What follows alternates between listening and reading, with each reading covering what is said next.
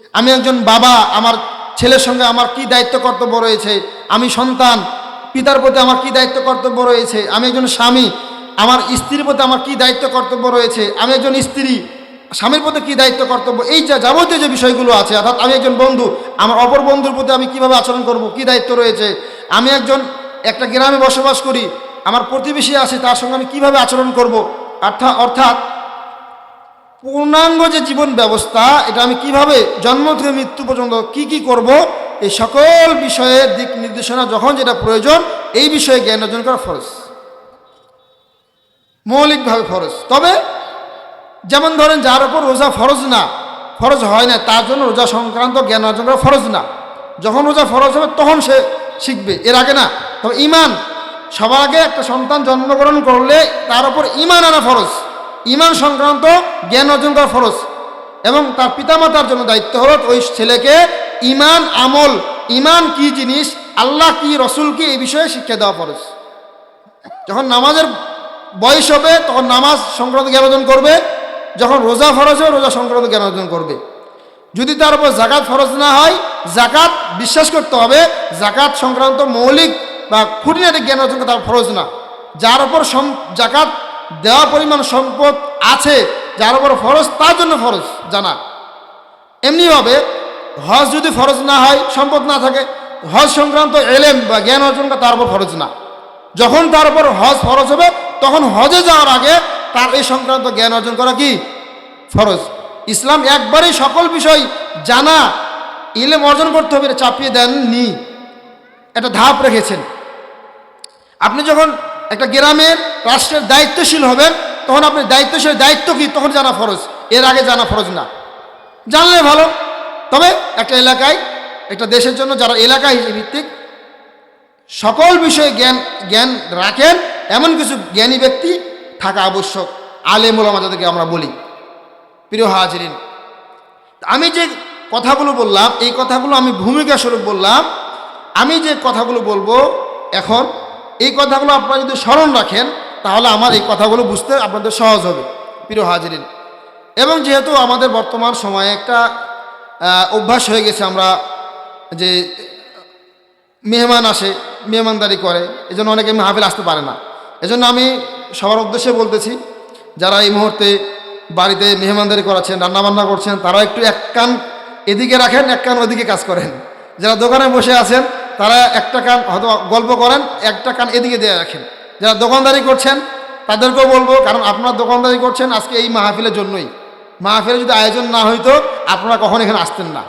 বা আপনারা যারা শ্রোতা যারা এখানে এসেছেন এই মাহফিলের জন্য এসেছেন, মাহফিলের আয়োজন না করলে আপনারা আসতেন না এইভাবে এই সময়। অতএব যারা এই আয়োজন করেছে এদেরকে সাপোর্ট দেওয়া আমাদের দায়িত্ব।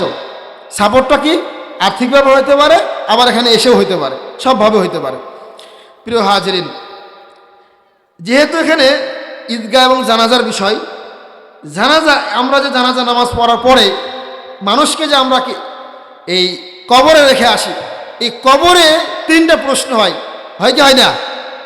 এই তিনটি প্রশ্নের অ্যান্সার বা উত্তর কারা দিতে পারবে আর কারা দিতে পারবে না, এবং তিনটা প্রশ্ন কি কি, এই সংক্রান্ত একটু আলোচনা করব। তার আগে জানাজার নামাজের নিয়মটা একটা আমি বলবো আপনাদেরকে। জানাজার প্রয়োজন আছে না নাই? জানাজার নামাজের আমরা অনেক কঠিন মনে করি হুজুর লাগবেই, হুজুর ছাড়া হবে না। না, আপনি একজন মুসল্লি, তা আপনি জানাজার নামাজ পড়তে পারেন, তা নামাজ পড়াইতে পারবেন না? অবশ্যই সহজ। সেটা কি? একবারে সহজ। অনেক যুবকরা আমাকে বলে, ভাই জানাজার নামাজের বিষয়টা লিখে দেন না। মানে আমি যদি আপনাদের এখন একটু খেয়াল করেন, সহজ। জানাজা নামাজ কয় তাকবীরে ভাই? 4 তাকবীরে। জানাজা নামাজে অনেক সময় আমরা নিয়ত করি, এই নিয়তটা বাংলায় করা আবশ্যক না।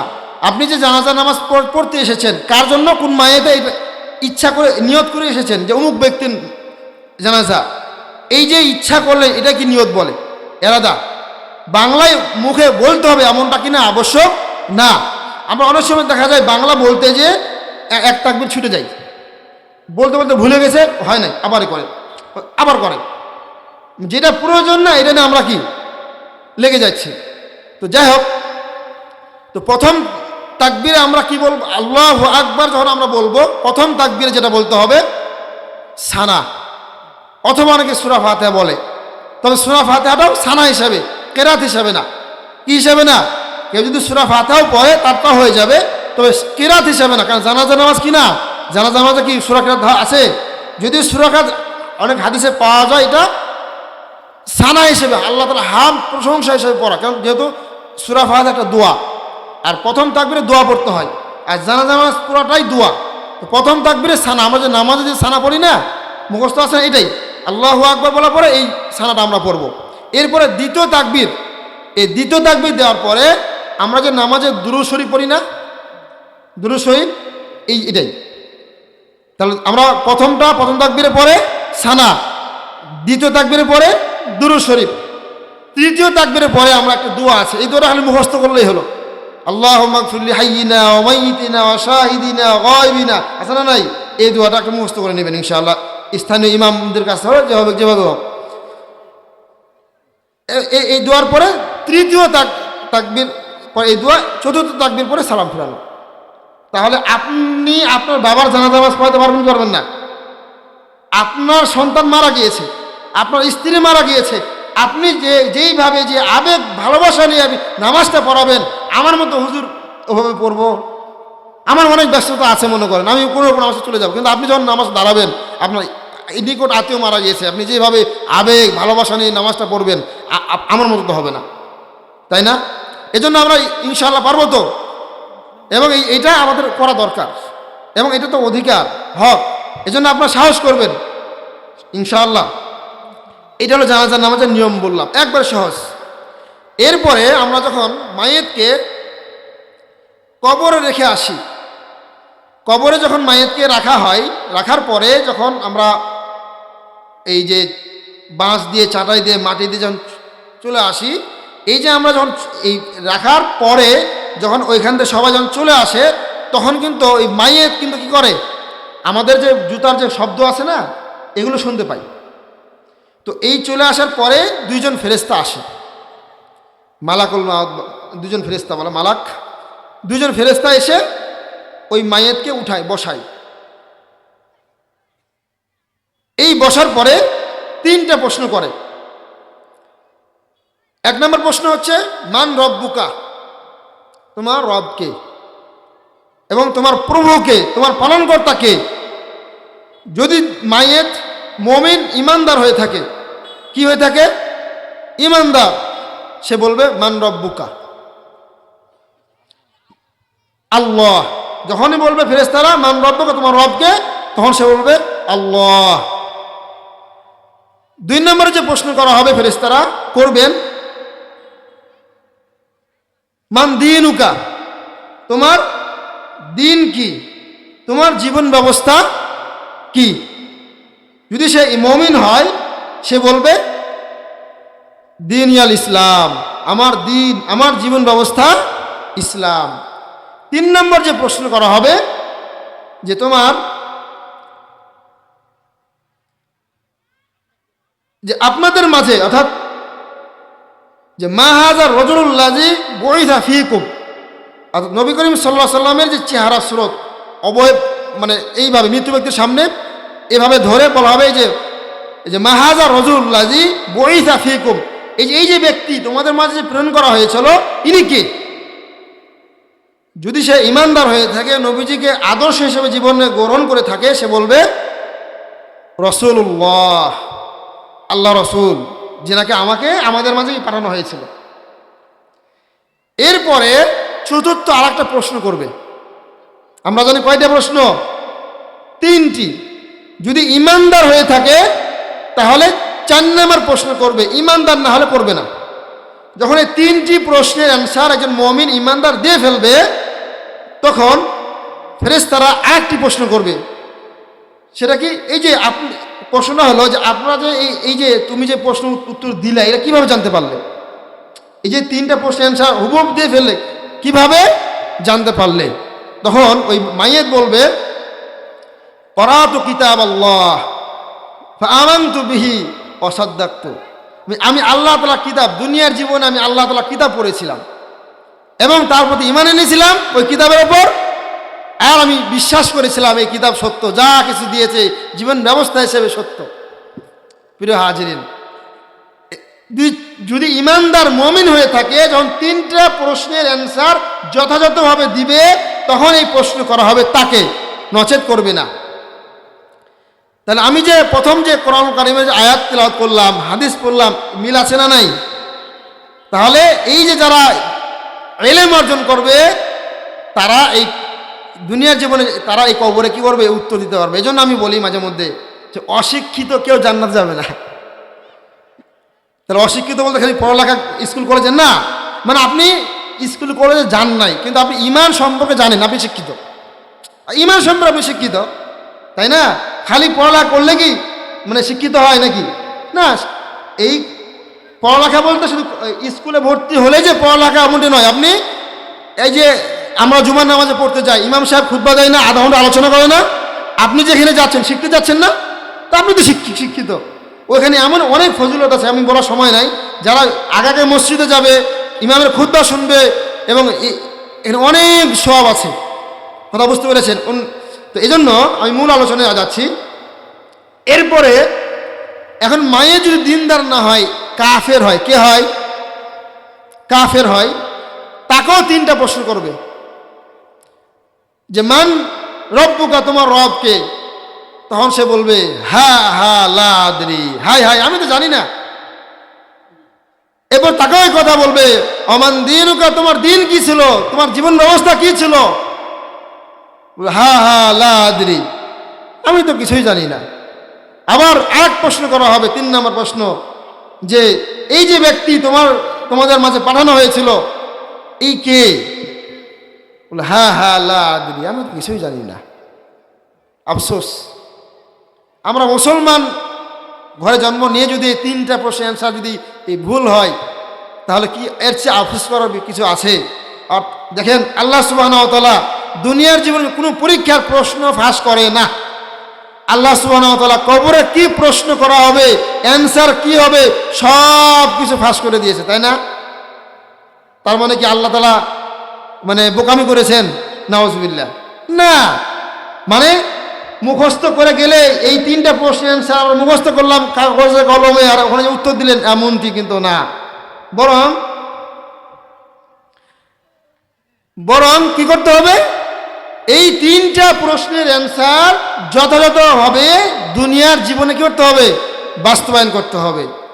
এবং যে ইমানদার 3টা প্রশ্নের অ্যান্সার দিতে পারবে, 4র্থ প্রশ্ন যখন করবে, তারপরে তার জন্য আকাশ থেকে একজন ঘোষণাকারী ঘোষণা দিবেন যে তার জন্য কি জান্নাতের বিছানা বিছিয়ে দাও, জান্নাতের পোশাক পরিয়ে দাও, এবং জান্নাতের সাথে দরজা উন্মুক্ত করে দেওয়া হোক, দরজা খুলে দেওয়া হবে। এরপরে জান্নাত থেকে একটা আরামদায়ক বাতাস আসবে, এমন একটা ঘুম দিয়ে কিয়ামতের ময়দানে উঠবে, এবং তার কবরটা এমন প্রশস্ত করবে, যতদূর পর্যন্ত তার দৃষ্টি যাবে তার কবরটা প্রশস্ত করে ফেলবে। যদি আমরা মনে করি সংকীর্ণ, আসলে সংকীর্ণ না। এমনিভাবে আর যদি ইমানদার না হয়, তাহলে তার ক্ষেত্রে আকাশ থেকে একজন ঘোষণাকারী ঘোষণা দিবে, তার জন্য জাহান্নামের পোশাক পরিয়ে দাও, জাহান্নামের বিছানা বিছিয়ে দাও, তার কবরে জাহান্নামের পোশাক পরিয়ে দাও তাকে, এবং জাহান্নামের সাথে তার একটা দরজা উন্মুক্ত সুড়ঙ্গ করে দেওয়া হোক, যাতে করে গরম উত্তপ্ত বায়ু তার কবরে যেন আসে, এবং তার কবরকে এত সংকীর্ণময় করে দেওয়া হবে, তার কবর এক দিক থেকে আরেক দিক এমনভাবে চাপা মারবে, তার হাড় গোড় একবারে এদিক থেকে ওই দিক বিদ্ধ হয়ে যাবে। এরপরে তার কবরে একজন ফেরেশতা নিযুক্ত করে দেওয়া হবে। আমি যে কথাগুলো বলতেছি আপনারা মোবাইলে সার্চ দিলে পাবেন। মিশকাতের 131 নম্বর হাদিস, সহিহ হাদিস, 131 নম্বর হাদিস। এরপরে একজন ফেরেশতা নিযুক্ত করে দেওয়া হবে, এমন ফেরেশতা যে ফেরেশতা অন্ধ, আপনাকে মারলে আপনি দেখবে না, আবার বধির, আপনি চিৎকার দিবেন। এমন একটা হাতল থাকবে, যে হাতল বা হাতুড়ি পাহাড় যদি আঘাত করা হয়, পাহাড় চূর্ণ বিচ্ছিন্ন হয়ে যাবে। এইরকম একটা হাতুড় নিয়ে অন্ধ বধির একজন ফেরেশতা আপনার কবরে আপনাকে আঘাত করতে থাকবে। আপনি মাটির সঙ্গে মিশিয়ে যাবেন, আবার আপনাকে রূহ দেওয়া হবে, আবার মাটির সঙ্গে মিশে যাবেন, আবার রূহ দেওয়া হবে। এইভাবে আপনার কিয়ামত অর্থাৎ হাসরের মাঠে ওঠার আগ পর্যন্ত শাস্তি হতেই থাকবে। আজ ইমানদার সে এমন একটা ঘুম দিবে, সে ঘুমে আবার কোথায় হাসরের মাঠ যেদিন কায়েম হবে, পৃথিবীতে হাসরের মাঠ হবে, লম্বা আলোচনা, সেখানে আপনি উঠবেন। কথা বুঝতে পেরেছেন প্রিয় হাজিরিন?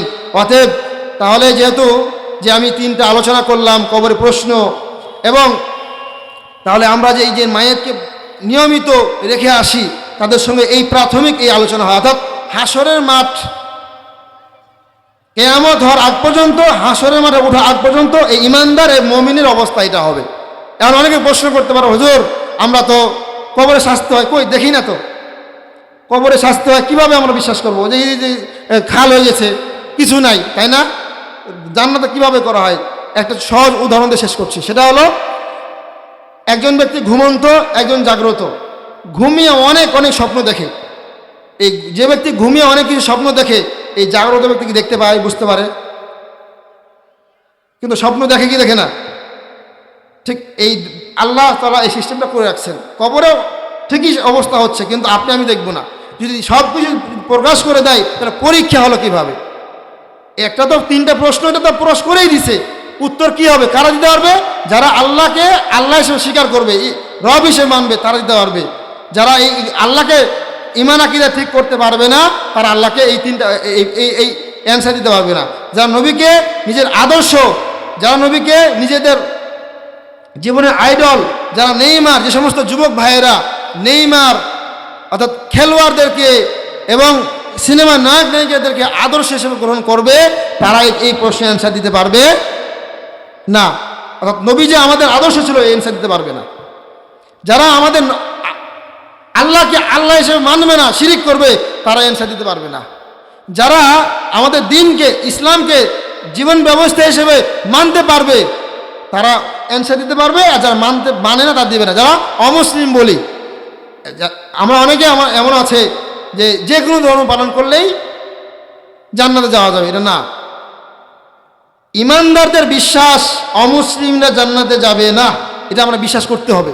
আপনি যদি বিশ্বাস না করেন, আপনিও জান্নাতে যেতে পারবেন না, আপনার ইমান ঠিক নাই। এটা শিরিক, এটা বেদাত, এটা ইমান, এটা কুফর, এটা বলতে হবে আপনাকে। যারা আমাদের সমাজে অনেক হিন্দু অমুসলিম যারা আছে, তারা জান্নাতে যাবে না। যদি আপনি বলতে ভয় পান, প্রকাশ্যে স্বীকৃতি দিতে না পারেন, ইমানের সমস্যা আছে। আল্লাহ বলেছেন, এই মুসলমানের ঘরে জন্ম নিলে কি জান্নাতে যাবে? ইমান ঠিক না থাকলে? আপনারা যা বলেন তো, আপনারা উজু করে আসছেন, একবার উজু করলে কি সারা জীবন উজু থাকে? এমন কিছু কারণ আছে যে কারণে উজু ভেঙে যায়। আপনি একবার কালেমা তৈবা পড়েছেন বলে আপনার ইমান ঠিক আছে? যদি আপনার এমন ইমান ভঙ্গের এমন কিছু কারণ আছে, যদি ঘুরে যায়, ইমান নাই। তাহলে আপনাকে জানতে হবে কী কী কারণে ইমান ভেঙে যায় আর কী কারণে ইমান থাকে। ওই যে বললাম, চতুর্থ বর্ষ যেটা করা হবে কবরে, যে তুমি কিভাবে জানতে পারলা? করাতো কিতাব আল্লাহ আমানতু বিহি ওয়া সাদ্দাকতু। এজন্য জানার বিকল্প নেই। আর যারা আমাদের আল্লাহকে রব হিসেবে মানবে না, আমাদের দিনকে দিন হিসেবে মানবে না। আমি এখানে কিন্তু দিন কিন্তু একবার ধর্ম বলি নাই, বলছি কি দিনের অর্থ ধর্ম বলছি আমি। দিন এর বাংলা অনেক সময় ধর্ম বলি, আসলে ধর্ম এটা পূর্ণাঙ্গ অর্থ না। ধর্ম বলে আনুষ্ঠানিক কোনো বিষয় পালনের নাম। হিন্দুর ধর্ম, খ্রিস্টানের ধর্ম, বৌদ্ধের ধর্ম, কিন্তু ইসলাম ধর্ম না। শুধু ইসলাম কি জীবন ব্যবস্থা। জন্ম থেকে মৃত্যু পর্যন্ত আপনি কোন কোন ক্ষেত্রে কিভাবে করবেন, এর চেয়ে উত্তম পদ্ধতি, জীবন পদ্ধতি, জীবন পরিচালনার নিয়ম নীতি ইসলাম ছাড়া অন্য কোথাও নাই। এমন একটা সেক্টর আমাকে বলেন যে সেক্টরে ইসলাম দিক নির্দেশনা দেয় নাই, এর চেয়ে উত্তম কোন পদ্ধতি ইসলামের বাইরে আছে আমাকে একটা দেখান। চ্যালেঞ্জ করে বলতে পারি নাই। প্রিয় হাজিরিন, এজন্য এই তিনটা প্রশ্নের অ্যান্সার কী হবে, প্রশ্ন কী হবে, আল্লাহ তাআলা আগেই বলে দিয়েছেন কোরআন এবং হাদিসের মাধ্যমে। এখন আপনারা যদি বলেন, বেশি চালাকি করেন যে আমি মুখস্থ করে নিয়ে চলে যাবো, বাস উত্তর দিয়ে দেবো, অতি চালাকের গলায় ধরি। আল্লাহ তাআলা আমাদের দ্বিতীয় বক্তা এসে গিয়েছেন, আমি আর আলোচনা দীর্ঘায়িত করব না। আল্লাহ তাআলা আমি যে আলোচনাগুলো করলাম, আল্লাহ তাআলা যেন আমাকে এবং আপনাদেরকে সবাইকে আমল করার তৌফিক দান করুন এবং এই মাহফিলকে যেন আল্লাহ তাআলা সফল করে। এবং কবুল করে এবং মাহফিলগুলোর জন্য আরও নিয়মিত যেন কন্টিনিউ করতে পারে এই আশা রেখে এই দোয়া করে আমি শেষ করছি। আসসালামু আলাইকুম রহমতুল্লাহ।